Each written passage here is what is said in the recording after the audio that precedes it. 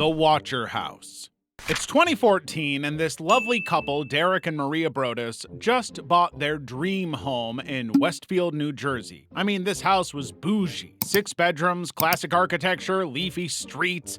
It was basically a Pinterest board on steroids. They shelled out a smooth $1.3 million for it, but just as they were unpacking boxes and imagining themselves sipping oat milk lattes in their sunroom, a mysterious letter arrived in the mailbox, and it was not from Amazon. The letter said, "Dearest new neighbor at 657 Boulevard, allow me to welcome you to the neighborhood. 657 Boulevard has been the subject of my family for decades now. I have been put in charge of watching and waiting for its second coming." But wait, it gets worse, because the letter then starts talking about their kids, referring to them as young blood and asking, "Have you found out what's in the walls yet?" Naturally, Derek and Maria freaked. They called the cops, investigators checked fingerprints and DNA, questioned neighbors, and even consulted a forensic linguist. Guess what? They found nothing. More letters, and each was weirder and creepier than the last. One even said, "I am pleased to know your names now and the names of the young blood you have brought me." Why does he keep calling them young blood? Ugh. Thankfully, the Broduses listened to the warning signs and never even fully moved in. They tried to sell the house, but no one wanted it. Shocking, right? Beautiful house, good schools, occasional threatening mail, hard pass. They even rented it out at one point, and guess what? Another creepy letter showed up, like the Watcher had the place on Zillow alert. Eventually, they sold the house at a loss. Meanwhile, the town treated the whole thing like an overcooked conspiracy theory. Some people even accused the Broduses of faking it all for attention. But better safe than sorry, to be honest. The Enfield Poltergeist, 1977. So, it's 1977, and we're in a cozy little council house at 284 Green Street in Enfield. In this house, the Hodgson family consists of a single mom, Peggy, her daughters, Margaret and Janet, and her 2 sons. Everything was totally normal until one night, beds started shaking like they were auditioning for a rave. Then, furniture starts moving on its own. Drawers fly open like they're sick of hiding socks. And knocking sounds come from the walls like there's a raccoon boxing championship happening inside the plaster. Except, there are no raccoons in London. Now, 11-year-old Janet was the MVP of this ghost drama. As Homegirl starts levitating, speaking in deep, growly voices like she's possessed by a 45-year-old chain-smoking demon uncle, and even gets thrown across the room by invisible hands. And we're not talking she tripped on a Lego kind of fall. We're talking yeet-level physics. The voice she speaks calls itself Bill, and says he used to live there and died in that house. Imagine being haunted by a man named Bill. Like, bro, at least have a cool ghost name. Phantomus the Fearsome or something. You'd think this would just be a kids being dramatic moment, but dozens of people saw this madness. Neighbors heard the banging and screaming and called the cops. When police officers showed up, one even saw a chair slide across the floor on its own. The ghost even threw Legos at people. I repeat, Lego bricks as weapons. That's not haunting, that's attempted murder. When investigations actually started, they found out that a guy named Bill Wilkins really did live and die in that house of a brain hemorrhage in a chair downstairs, just like the voice claimed. The haunting went on for over a year and a half, but eventually it died down. Maybe the ghost got bored, or maybe it got evicted spiritually, who knows? But what we do know is that Hollywood ate this up like popcorn chicken. The Enfield case inspired multiple books, documentaries, TV shows, and The Conjuring 2. Yep, that movie with the flying nun demon. Only in the movie version they added more demons, a music box, and a scary nun named Valak. Because apparently, just one ghost named Bill wasn't terrifying enough. Malaysia Airlines Flight 370, 2014.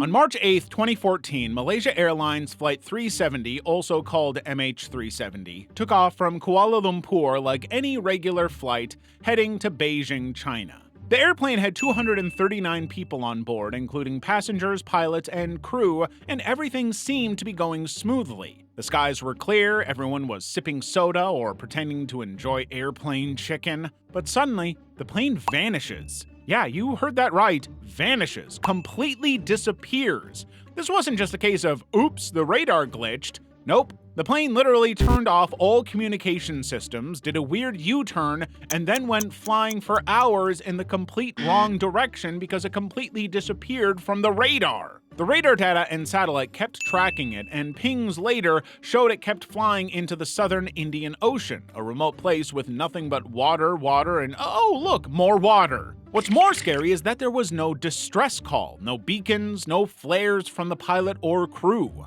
Well, after the plane disappeared, the search became one of the biggest and most extensive in history. Countries from all over the world got involved. Australia, China, the US, Malaysia, and they all brought in their sonar, satellites, and submarines to try and find the missing aircraft. And they found basically nothing. Years later, a few pieces of debris that might be from the plane washed up on the beaches, but no bodies, no black box, no full wreckage was ever found. When no real answers were provided, people started coming up with theories of what exactly might have happened. Some say the pilot may have deliberately crashed the plane in a murder-suicide, but there's no solid proof. So, how can that be possible? Others say it was probably a hijacking, but no one claimed responsibility. And usually hijackers don't just disappear with their prize. Then came the alien abduction and wormhole theories. I mean, desperate times call for desperate conspiracy TikToks. However, this is the perfect time to subscribe to our channel if you haven't already. Thank you. The disappearance of Brandon Swanson, 2008. Brandon Swanson was a 19-year-old kid from Minnesota who was smart, chill, and had his whole life ahead of him. But on May 14th, 2008, as he was driving home after a small party celebrating the end of the school year, everything changed. He was following his Google map, and it kept asking him to turn left when there was literally no route to the left. And before he could navigate back to the right track, he drove his Chevy Lumina into a ditch on a gravel road in the middle of nowhere, Minnesota. He called his parents like any responsible person who just lightly ditched their car and asked them to come and get him as he thinks he's near Lind. In classic parental energy, they immediately headed to go get him, but here's the plot twist. Brandon wasn't anywhere near Lind. He was 25 miles away from there. Bro didn't just miss a turn, he missed an entire zip code. His parents called him back, still trying to find him. His dad followed the road to where he was with the car, and they spoke for 47 minutes before Brandon suddenly said, "Oh shit." The call dropped after that with no scream, no struggle, just dead air. His parents tried calling back over and over 116 times. Each one went to voicemail, and if that doesn't make your stomach drop like you're on a roller coaster, I don't know what will. They called the police and they started a search. His car was found in a rural area near Taunton, Minnesota.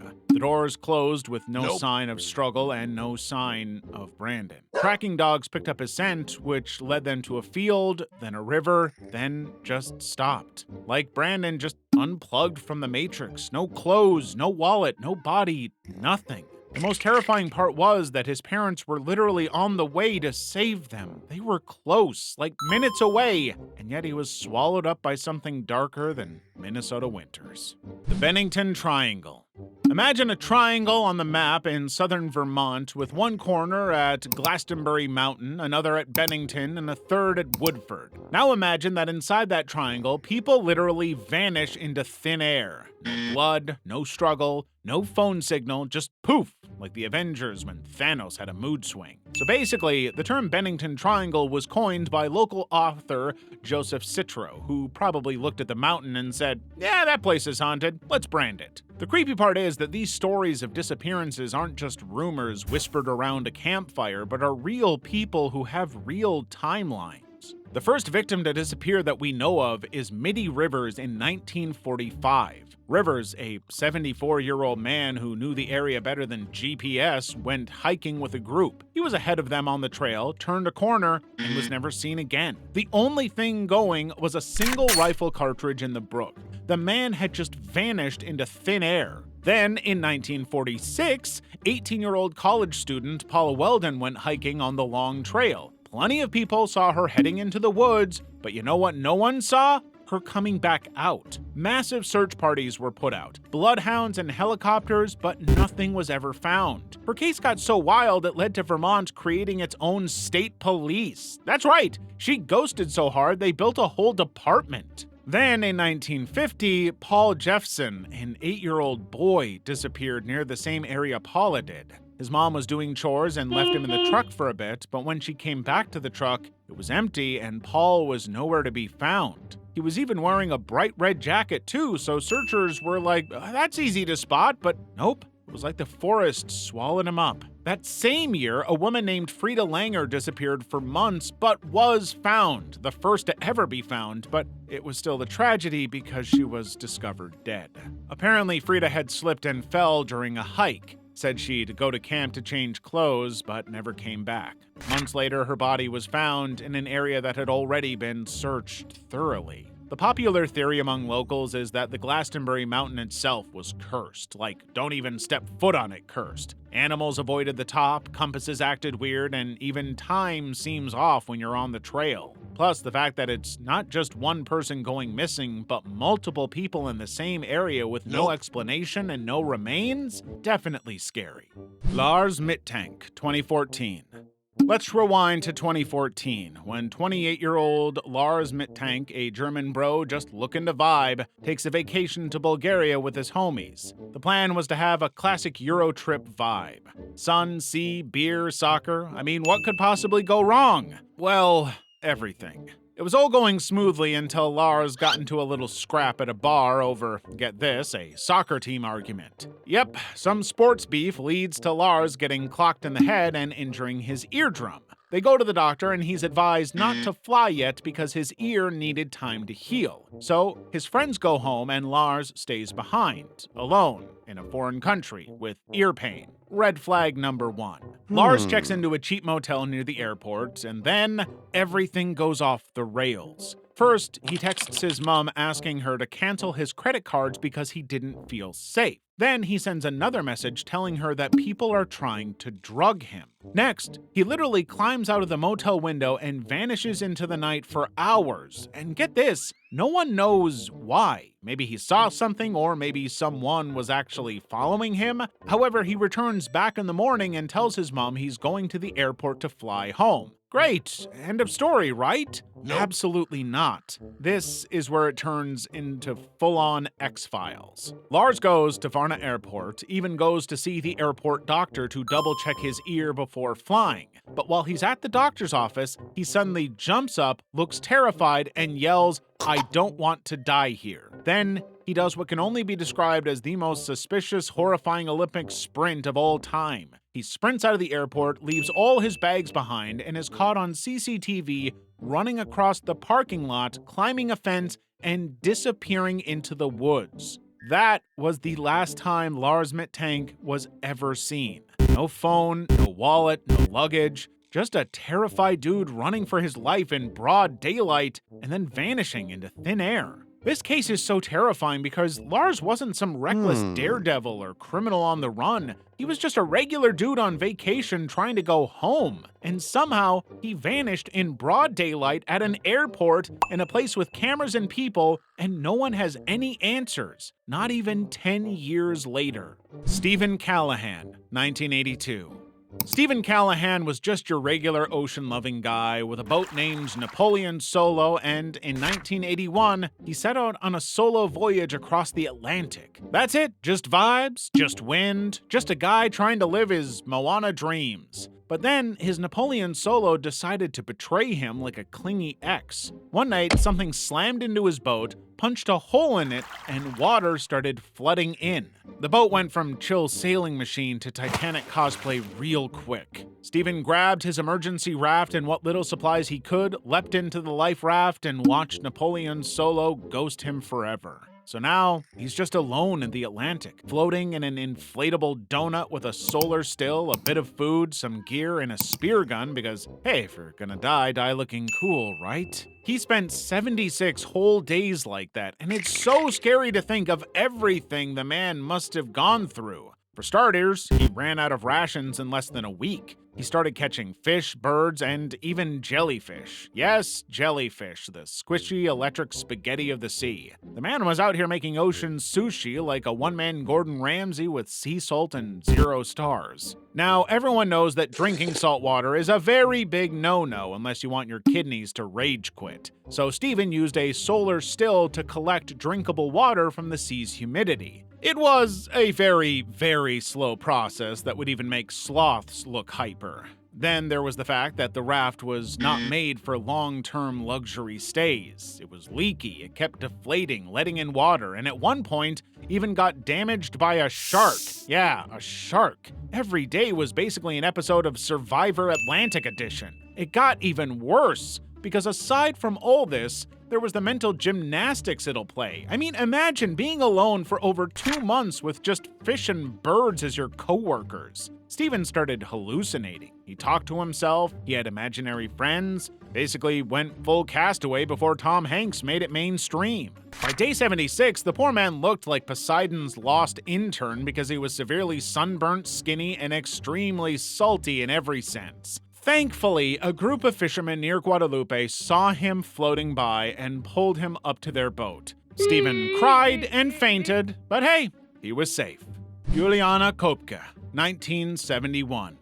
It's December 24th, 1971, and while most people are sipping hot cocoa and pretending to like their aunt's fruitcake, 17-year-old Juliana is boarding Lanza Flight 508 in Peru with her mom. Now, here's the tea. The airline was kinda, Spirit Airlines of the Andes, and the plane had been grounded multiple times, but hey, YOLO, right? Mid-flight, the plane flies into a thunderstorm so violent it looked like Zeus was in a mood. One big boom and a lightning bolt hits the plane. So of course the aircraft breaks apart mid-air and it's complete and utter chaos. Juliana, who's still strapped to her seat, is yeeted out of the sky from nearly 10,000 feet up. That's like falling from 30 statues of liberty stacked on top of each other. No parachute, no wings, just gravity and pure jungle vibes. And somehow, thanks to a mix of science, luck, and probably her guardian angel pulling triple overtime, she survives. She crashes through the rainforest canopy, which slowed her fall like a leafy trampoline, lands on the jungle floor, and blacks out. When she wakes up, she's completely alone, injured, and she has one shoe. The 17-year-old girl has a broken collarbone, deep gashes on her leg and arm, and a face so swollen she could barely see, but miraculously, her glasses survived the crash, which, as a glasses wearer myself, is a very big deal. At least you could see her suffering in HD. Just kidding. But the already dire situation actually gets worse because she's in the Amazon rainforest. No phone, no GPS, no person else to rely on, just snakes, bugs, and piranhas. She didn't even have food except for a bag of candy that somehow survived the crash too. According to Juliana, in that moment, she remembered advice from her dad, who was an ecologist. Apparently, following the water downstream would always lead to people. So she did. She walked and walked and walked for 11 days. Slept on the jungle floor, swam through murky water, gotten bitten by bugs so much she probably became part mosquito by day 6. At one point, she even poured gasoline she found and an abandoned boat hut in her wound to kill the maggots. Gasoline into her maggoty arm. Finally, she stumbles upon a group of local loggers who helped her. They took her in, treated her injuries, and flew her to safety. Yes, on another plane, because irony. Out of 92 people on that plane, Juliana was the only survivor. The only one. The craziest and scariest part of this story was that she would have probably died in that forest if she didn't have the courage to move because the authorities assumed that no one could have survived that crash, so they weren't even looking for survivors.